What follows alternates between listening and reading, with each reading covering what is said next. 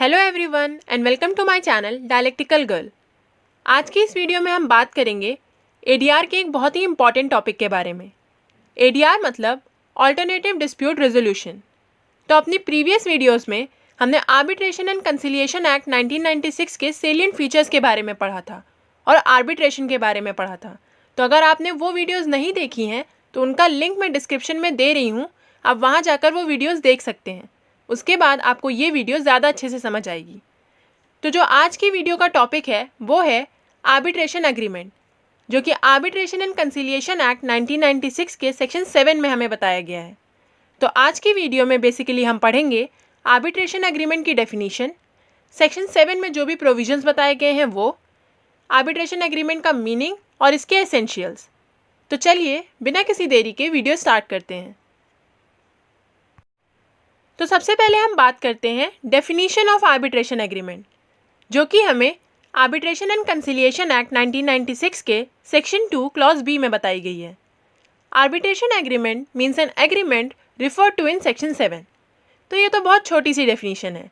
इसमें बस इतना कहा गया है कि आर्बिट्रेशन एग्रीमेंट का मतलब उस एग्रीमेंट से है जो कि सेक्शन 7 में बताया गया है। तो चलिए अब हम सेक्शन 7 को जानते हैं। तो सेक्शन 7 क्या कहता है? सेक्शन 7 का सब सेक्शन 1 कहता है, in this part arbitration agreement means an agreement by the parties to submit to arbitration all or certain disputes which have arisen or which may arise between them in respect of a defined legal relationship, whether contractual or not। यानी कि arbitration agreement का मतलब उस agreement से है जो कि parties के बीच में फॉर्म होता है, जिसमें पार्टीज़ ये डिसाइड करती हैं कि उनके बीच जो भी डिस्प्यूट है या फ्यूचर में अगर कोई डिस्प्यूट अराइज होगा तो वो डिस्प्यूट आर्बिट्रेशन को सबमिट कर देंगी। यानी कि वो डिस्प्यूट आर्बिट्रेशन के थ्रू सॉल्व करेंगे। वो एक थर्ड इम्पार्शियल अथॉरिटी चूज करेंगे जो कि उस डिस्प्यूट को सॉल्व करेगा और उस पर अपना डिसीजन देगा, यानी कि एक अवार्ड देगा। सेक्शन 7 सब सेक्शन 2 कहता है, an arbitration may be in the form of arbitration clause in a contract और in the form of a separate agreement. यानी कि जिस आर्बिट्रेशन की हम बात कर रहे हैं वो या तो आर्बिट्रेशन क्लॉज के फॉर्म में होगा कॉन्ट्रैक्ट में, या फिर उसका एक सेपरेट एग्रीमेंट फॉर्म कर सकती हैं पार्टीज। सेक्शन 7 सब सेक्शन 3 कहता है कि जो आर्बिट्रेशन एग्रीमेंट है वो राइटिंग में होना चाहिए। ये बात बहुत ही इंपॉर्टेंट है, ये बात आप लोग ध्यान से याद कर लीजिए कि जो भी आर्बिट्रेशन एग्रीमेंट होगा वो हमेशा राइटिंग में होगा।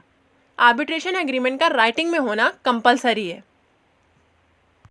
सेक्शन 7 का सबसेक्शन 4 कहता है, an arbitration agreement is in writing if it is contained in a document sign by the parties.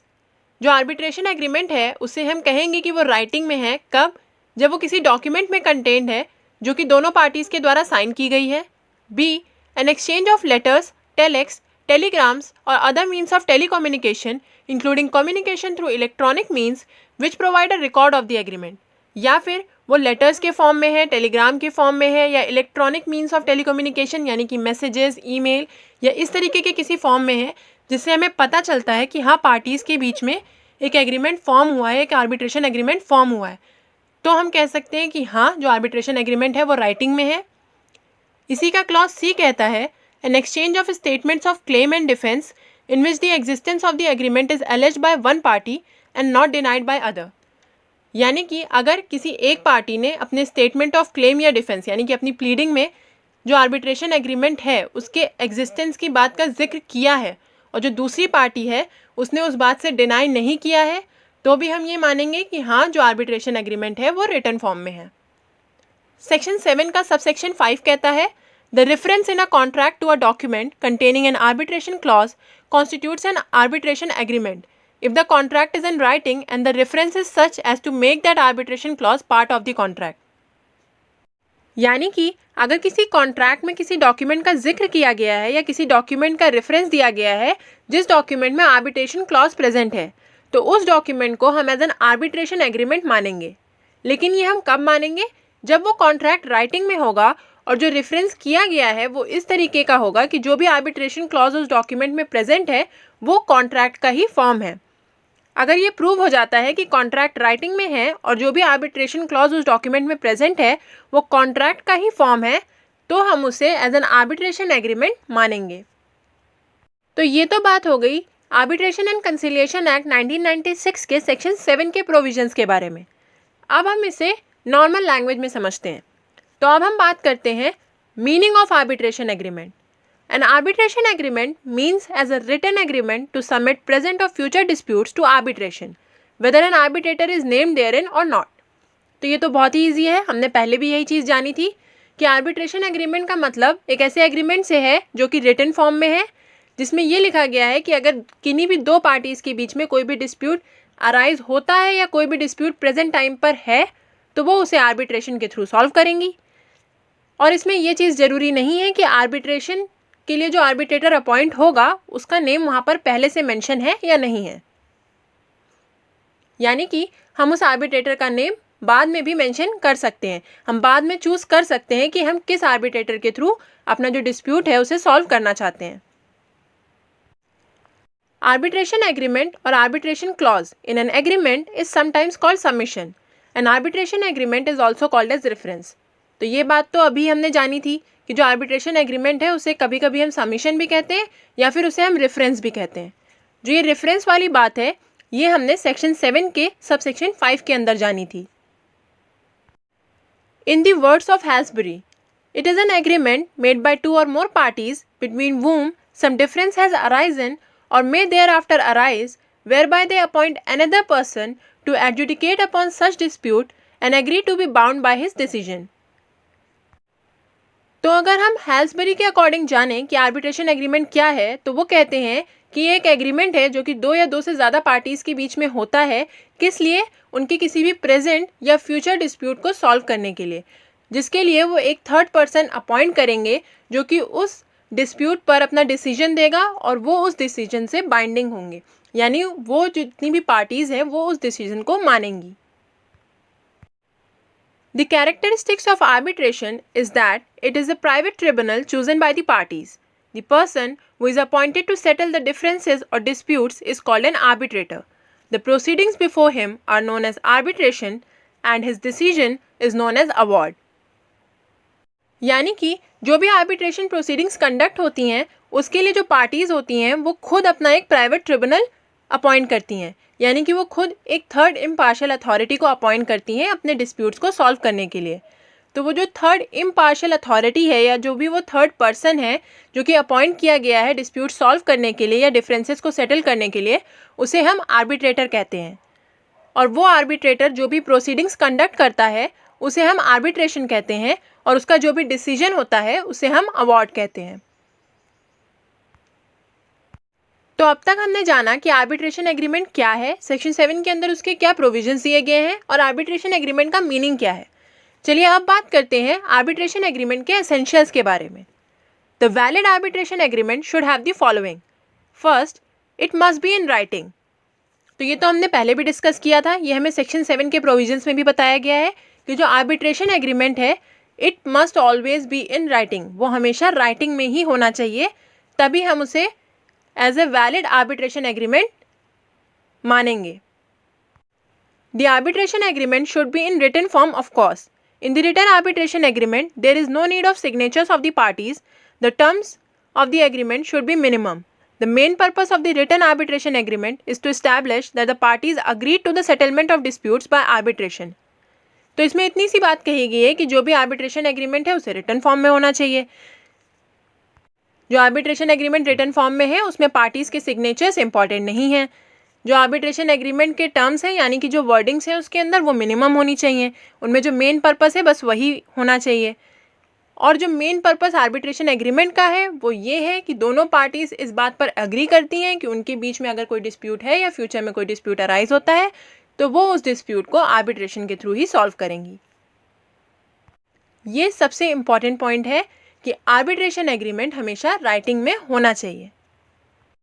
जो सेकेंड एसेंशियल है आर्बिट्रेशन एग्रीमेंट का वो है प्रेजेंट और फ्यूचर डिस्प्यूट्स। ये भी हम पहले डिस्कस कर चुके हैं।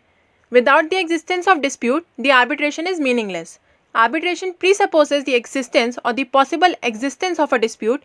इन this connection dispute implies assertion of a right by one party and denial of that right by the other party.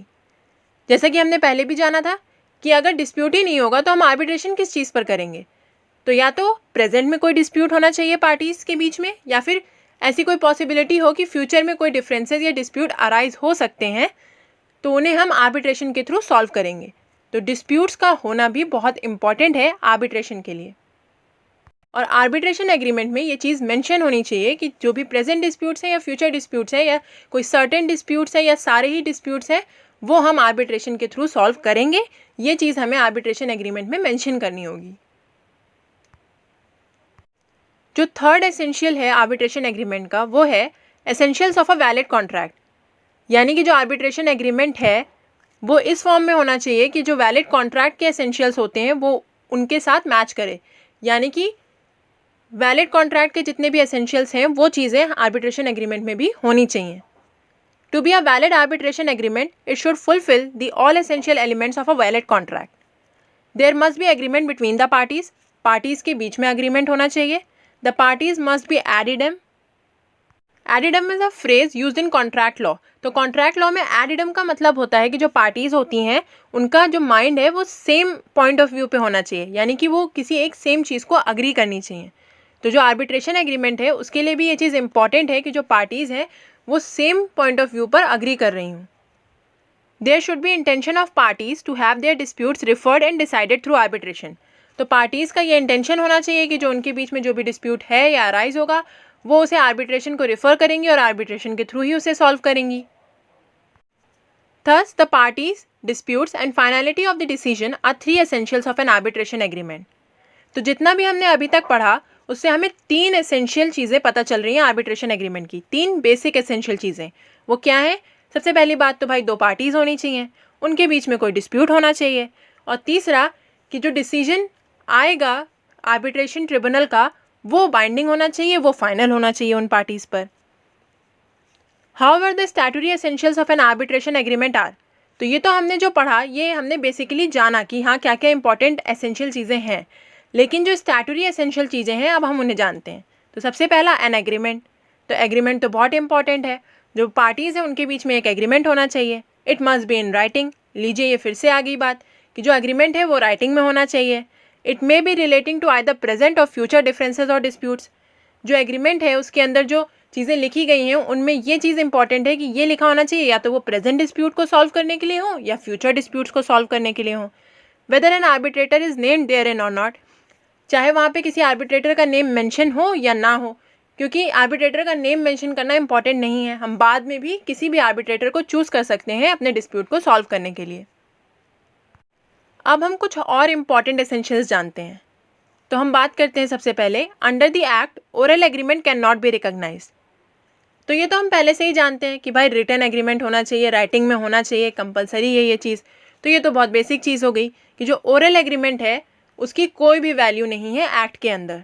तो अगर कोई ओरली इस बात का एग्रीमेंट करता है कि हाँ हम अपनी चीज़ जो भी डिस्प्यूट है उसे आर्बिट्रेशन के थ्रू सॉल्व करेंगे, तो इसका कोई महत्व नहीं है आर्बिट्रेशन एंड कंसिलिएशन एक्ट 1996 के अंदर।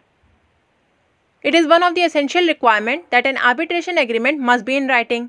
Neither the Arbitration Act 1940 nor the Arbitration and Conciliation Act 1996 recognizes oral agreement.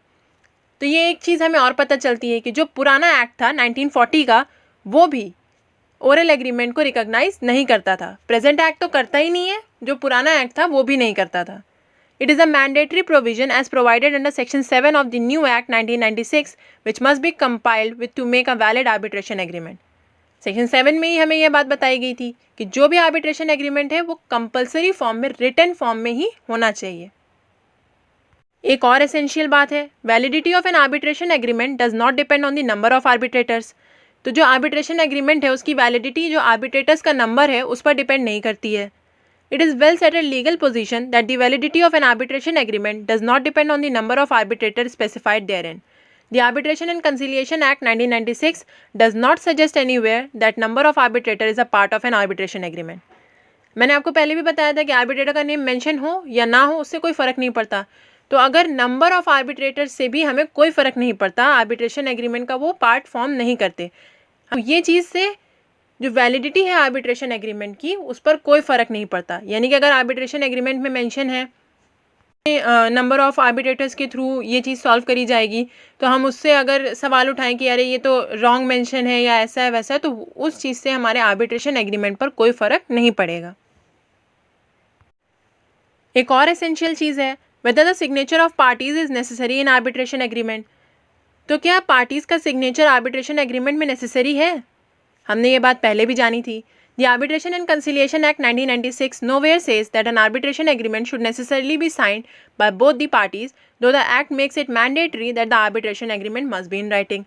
जब हमने पढ़ा था कि आर्बिट्रेशन एग्रीमेंट राइटिंग में होना चाहिए, तब हमने ये भी पढ़ा था. The Arbitration and Conciliation Act 1996 कहीं पर भी नहीं कहता है कि जो आर्बिट्रेशन एग्रीमेंट है उसे दोनों पार्टीज़ के थ्रू साइंड होना चाहिए. अगर वो एग्रीमेंट राइटिंग में है तो वो इटसेल्फ वैलिड है, उस पर दोनों पार्टीज़ के सिग्नेचर्स इंपॉर्टेंट नहीं हैं. इसी बात पर एक केस भी था, Jugal Kishore Rameshwar Das versus Mrs Goyal by Hormusji. इस केस में कहा गया था कि जो आर्बिट्रेशन एग्रीमेंट है उस पर पार्टीज़ के साइन होना कंपलसरी नहीं है, बट वो जो एग्रीमेंट है वो राइटिंग में होना चाहिए. और अगर एक पार्टी ने उसे साइन करा भी है और दूसरी पार्टी ने जो भी उस आर्बिट्रेशन एग्रीमेंट के टर्म्स हैं उसको एक्सेप्ट किया है, तो उसे एक वैलिड आर्बिट्रेशन एग्रीमेंट माना जाएगा. So that's all for today. आज की इस वीडियो में हमने जाना आर्बिट्रेशन एग्रीमेंट के बारे में, आर्बिट्रेशन एग्रीमेंट की डेफिनीशन, सेक्शन 7 के अंदर आर्बिट्रेशन एग्रीमेंट के क्या प्रोविजंस दिए गए हैं, आर्बिट्रेशन एग्रीमेंट का मीनिंग और इसके एसेंशियल्स. आई होप आपको आज की वीडियो के सारे पॉइंट्स अच्छे से समझ में आए होंगे. और अगर आपने मेरी प्रीवियस वीडियोस नहीं देखी हैं तो उनका लिंक मैं डिस्क्रिप्शन में दे रही हूँ, आप उन्हें भी जाकर देख सकते हैं. उसके बाद आपको ये चीज़ें और अच्छे से समझ आएंगी. अगर आपको कोई भी क्वेरी है तो वो आप मुझे कमेंट सेक्शन में पूछ सकते हैं. अगर आपको ये वीडियो पसंद आई है तो do like this video and share this video with your friends and do subscribe to dialectical girl. Thank you for watching.